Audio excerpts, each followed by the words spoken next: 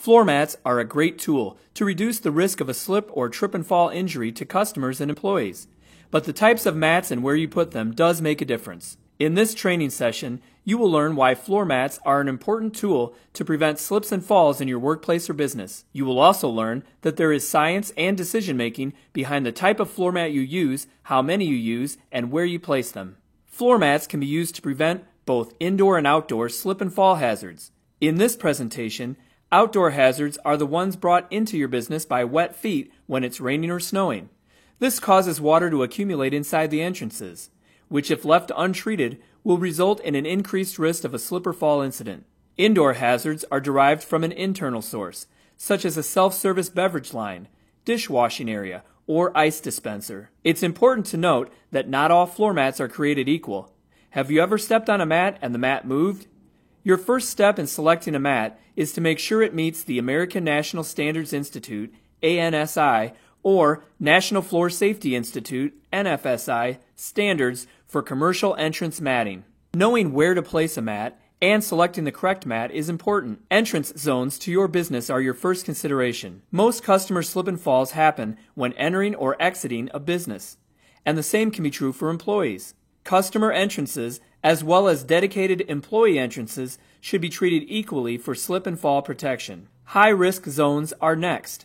These are areas with a water source that could leak, spill, or be tracked further into your establishment. Typical high-risk zones include restrooms and restroom hallways, areas around ice machines, prep sinks, or water fountains. Water isn't the only source of a slip and fall. Grease from cooking lines and fryers can also create a slippery floor condition in the kitchen. High traffic areas are just that, areas with a lot of foot traffic. In a restaurant, they are areas with a higher risk of something being spilled. This would include buffet lines, the path into and out of the kitchen, and self-serve drinking stations. In a grocery store, it is often the produce department where water from display case ice or misters can leak onto the floor, or produce may fall onto the floor and be crushed underfoot. Productivity zones are task-specific areas where a spill could develop. In a machine shop, it could be leaking coolant from a machining center. In a restaurant, it could be the dishwashing area. In a grocery store, it could be the food receiving area. Like spill cleanup, the use of floor mats has to be managed. Begin by surveying your facility for entrance zones, high-risk zones, high-traffic zones, and productivity zones. Next, identify the type of contaminant that is most likely to be present in each zone. This will guide you to selecting the best mat for that location and contaminant. As an example, at an entrance zone, a lower profile mat that will scrape water and snow from shoes is often used. But in the dishwashing area, a higher profile mat that allows water to pass through is often the better choice. In both cases, the contaminant is water, but the exposure is different. Entrance zones typically benefit from a mat with a raised or ribbed pattern that will scrape moisture from shoes. Entrance mats should also have the capability to retain moisture so it isn't tracked into your facility. Rubber drainage mats can work well by ice machines, prep sinks, dishwashing areas, or at machining centers where coolant can leak onto the floor. These mats raise the employee above the pooled water or contaminant and allow it to pass through. This is necessary whenever the volume of contaminant will exceed an absorbent mat's ability to hold the moisture. However, raised mats, or those with a thickness greater than 1/4 inch, can pose a trip hazard. This is reduced if the mat has a beveled edge on all sides, preferably of a contrasting color. Mats used in wet areas should have a slip-resistant backing and be certified by the NFSI or ANSI. The mat is only as good as the floor surface it lays on. To prevent the mat from slipping, the floor surface should be clean and free of any contaminants such as dust or dirt. The mat itself should have a slip-resistant backing, certified by the NSFI. You can check for NSFI high traction mats and other products on the NSFI website at nfsi.org. Floor mats need to be kept clean and in good condition. Using a mat service is one way to ensure your mats are rotated out with clean mats regularly. In addition, when using a mat service, you can more easily increase the number of mats used at entrances in winter when there is a higher potential for water being tracked in. While all mats should be vacuumed daily, if you own your own mats, you must develop a schedule to regularly wash or pressure wash to remove ground-in dirt. You should also have extra mats on hand for those times when more water is being tracked in or a mat becomes damaged. Like anything else, mats will lose their effectiveness over time. Once the cleaning surface has become visibly worn, they should be taken out of service. You should also watch for buckling, curling, or raised edges.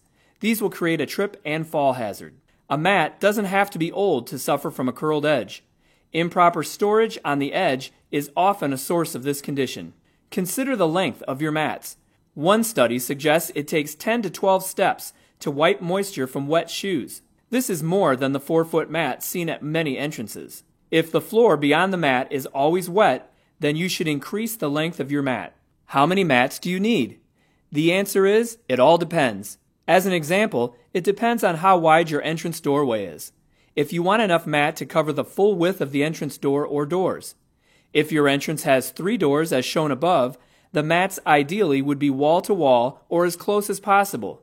Having less matting than the width of your entrance could increase your liability should a slip and fall injury occur. How long should your mat be? If an entrance door opens directly in from the outside, then you may need as much as 30 feet. This is 10 to 12 steps or strides. In winter, if it is a high traffic area, such as the employee entrance from the parking lot. Before putting down any matting, the floor surface should be inspected to ensure it is in good condition or repaired as necessary. A floor mat is not a replacement for deferred maintenance and should not be used to hide a damaged floor surface. Using a mat to hide an uneven or damaged section of floor doesn't reduce the hazard, it can increase it. Covering a raised or damaged area with a mat may keep a customer from realizing there is a change in elevation, which often results in a trip and fall.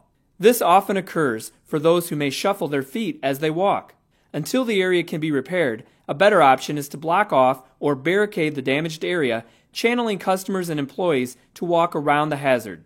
Some exterior entrances use a floor grate set into the floor surface to control tracked-in dirt and moisture. These can be an excellent tool, but they may have to be maintained, cleaned, and sometimes supplemented with additional entrance mats. The floor grating should be inspected to ensure there are no openings that could catch a heel or cane.